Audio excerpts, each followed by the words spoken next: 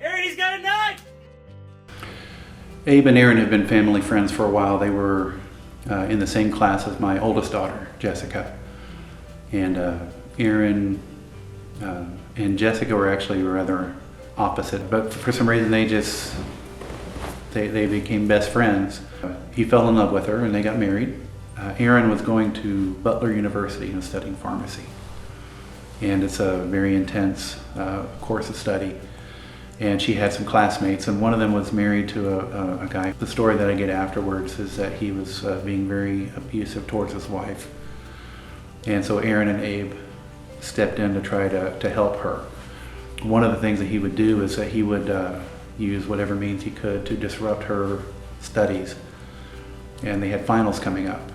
And so Abe and Erin invited them over to their house to study for finals. And there was a group of 4 women, and they were sitting in the living room of the house, and they had their phones out, were recording the study session. And then Abe was sitting in the kitchen right next door to the living room. He had noise canceling earphones on, was watching YouTube. All of a sudden they hear glass breaking in the front door. And what it was the husband was breaking through the front door with a hatchet. And you could hear the glass breaking on the audio recording. And the hatchet gets caught on the blinds they had in the window, and that actually gave them extra time. The women jumped up. 3 of them ran in through the kitchen into the bathroom and locked the door. The 4th one ran through the kitchen and down into the basement and locked the door. Abe is sitting at the table with his noise-canceling headphones. He barely hears the glass breaking, but he sees the women run through the kitchen. And he looks up, and this guy has gotten through the door. He's got a hatchet in one hand, he's got a hammer in the other, and he's just got this deadpan look in his face. I said, what was going through your mind? He said, I wasn't going to let him get to Erin. Erin had gone into the bathroom and was locked in there with 2 other girls. So he puts himself between the attacker and the girls, and the guy swings his hatchet, and it nicked an artery, and he started bleeding everywhere. But while all this is going on, he's engaging in close quarter combat with his attacker, and manages to disarm him by hitting. He knocks the hatchet out of his hand. Well, then the guy starts pounding on his head with the hammer, and they start rolling around on the ground. Abe is able to knock the hammer out of his hand while the guy pulls out a second hammer, and he's really starting to wail on Abe's head.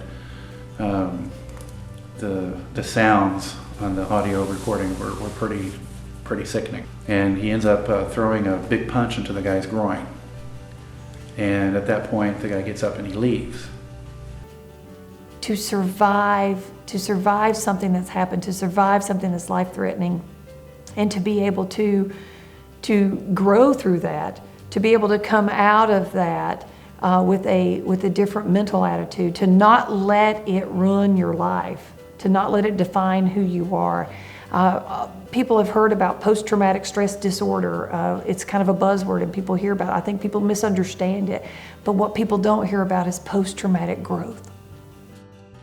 Through the whole, the attack lasted about a minute. Through the whole attack, the attacker never says a word, doesn't make a sound. All you hear on the audio recording is you hear Abe. He's calling out to Erin for help. He's telling her that he's bleeding because he can see the blood squirting out of his cheek. He was yelling at the guy to leave, get out. Throwing in a few salty words, which will happen when you're under extreme duress. But he used to be a black belt in Taekwondo. And he said it had been a couple years, and I asked, well, did it play a role in the situation? He goes, I forgot everything I knew. But actually that's not true, because it is not very easy to disarm somebody in a fight. And yet he was able to do it twice and then deliver a blow that was strong enough to drive him off. So there was something in his muscle memory that remained. You're always going to look back and say, I wish I'd have done something better. But if you can look back and say that, then you did all right. So. Post-traumatic growth. I mean, most of the times we have an opportunity to come out of this. I always ask people when bad things happen, when they've had these experiences in their lives, did you learn something from it? Did you learn something from it? Did it make you stronger? And is there something that you can now pass on to other people to support them? And I think that we've got to look at it from a growth perspective instead of a disorder perspective. But it wouldn't have mattered if he hadn't made that choice. I'm not going to let him get to Erin. And that's one of the things I want people to pull from that story. You have to make that choice. You know, whether you engage or not, it's not a matter of instinct. It's not a matter of, we're human beings. We make choices. And sometimes we can overcome fear, and we can overcome panic by choice. The fact that he lived through it, I mean, that's a win in my book. Especially with a guy with his family and nobody else got hurt. Yeah, it might be part of the culture that we've grown up in, that, you know, Chuck Norris and Steven Seagal, they get into all these fights and they come out of it unscathed. They're just so good.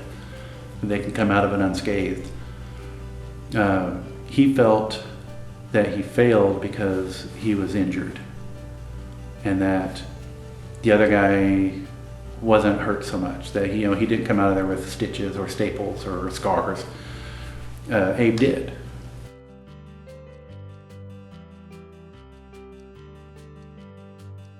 I teach people that that's what happens to humans, because a lot of times what will happen is they'll beat themselves up afterwards. Oh man, I can't believe I didn't remember that. Well, your heart rate was probably 150. You know, or I even had one guy tell me once, he said, I didn't know how to make a decision. And I was like, you were shot. You were shot. The body has to adjust to that before you can kick back into regular brain mode. So what happens is, after a crisis, we Monday morning quarterback ourselves, and we let our coworkers Monday morning quarterback us. They're never going to forget what happened, but to face the person who did it and everything that's gone on in between with their friends, questioning whether the incident was actually as bad as they made it out to be or not. The questions that they got from people that they didn't know about, did you overreact? Did you make this situation happen? You inserted yourself in their private business when you got involved between the husband and wife. So to have people that they counted as friends question their motives, question their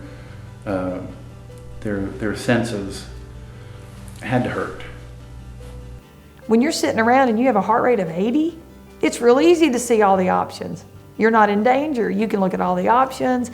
You can think things through. You can make decisions. You've got all the time in the world. Well, you can't Monday morning quarterback what it's like in the heat of the battle to have to make a decision in less than a second or two with your heart rate at 150. So I give people permission to be human and to stop beating themselves up for something that may have happened during a crisis. And they were sitting in the living room of the house, and they had their phones out, were recording the study session.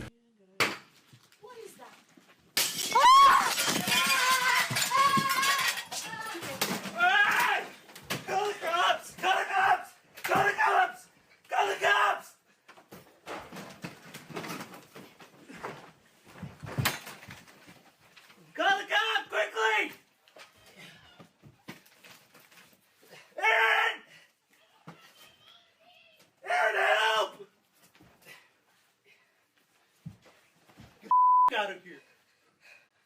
Erin, he's got a knife! Ah! Erin! Erin!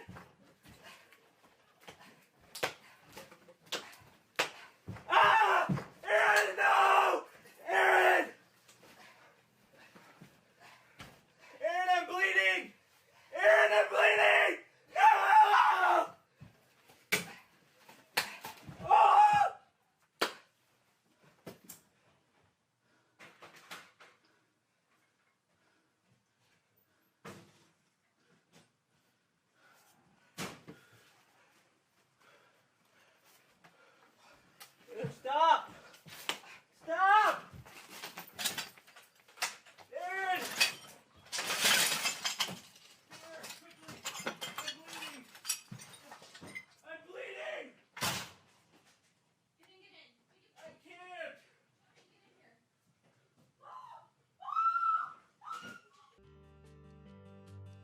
It could have been much worse than it was. But the thing that I took away from that, I was very impressed with Abe. And he did things that people that I have trained in the Army for 8 weeks wouldn't have been able to do. And we teach people to be in combat. We teach them to react in combat. But till you actually get into combat, you don't know whether those skills you have will work or not. But for Abe, it didn't matter. His choice was, I'm going to protect my wife, and I'm going to use whatever skills I have to do so. And there are people who've been in combat, who have all that training, who make the choice, I'm not going to use those skills. But again, it is a choice. You can make that choice.